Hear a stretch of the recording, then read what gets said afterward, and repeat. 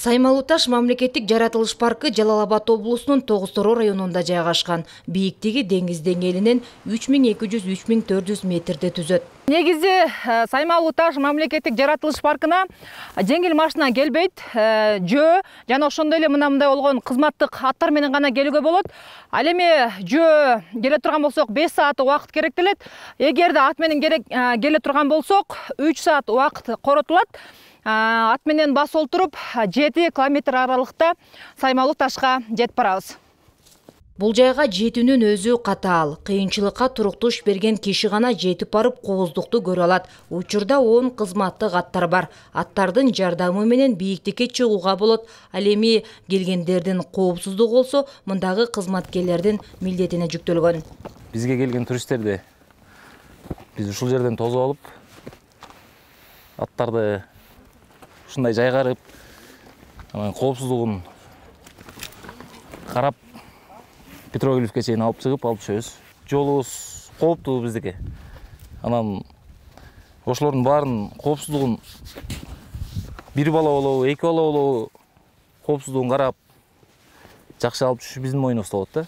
Саймалуу таш корого дүйнөдөгү эри ачык асман алдындагы табигый галерея болгондуктан кызыгуусу артып көрүүгө куштар болгондор көп. Ички гана эмес, чет өлкөдөн келген туристтердин да саны арбын болот. 213 турист келди. Анын деген 126 чет элдик туристтер. Анан калганы ички туристтер өзүбүздүн жарандардан. Частный гидтер бар. Ошолор алар именно ошо туристтик багытта иш алып барган үчүн алар англис тилин жакшы билишет.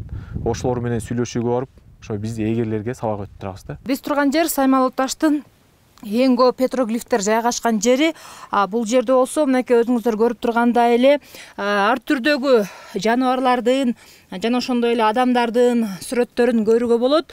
Болжолдуу маалыматтар боюнча бул жерде 3 торду камтыган 90 миңден ашуун таштар бар.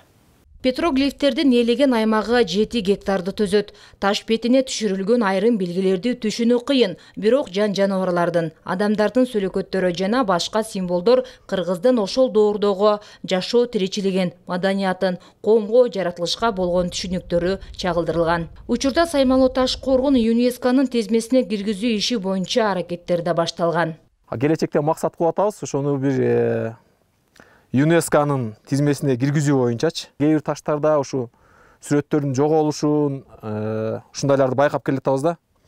Анан максат ушу азыркы учурда ушу инвентаризация жүргүзүп, дагы бир илимпоздор менен, тарыхчылар менен иш алып барып,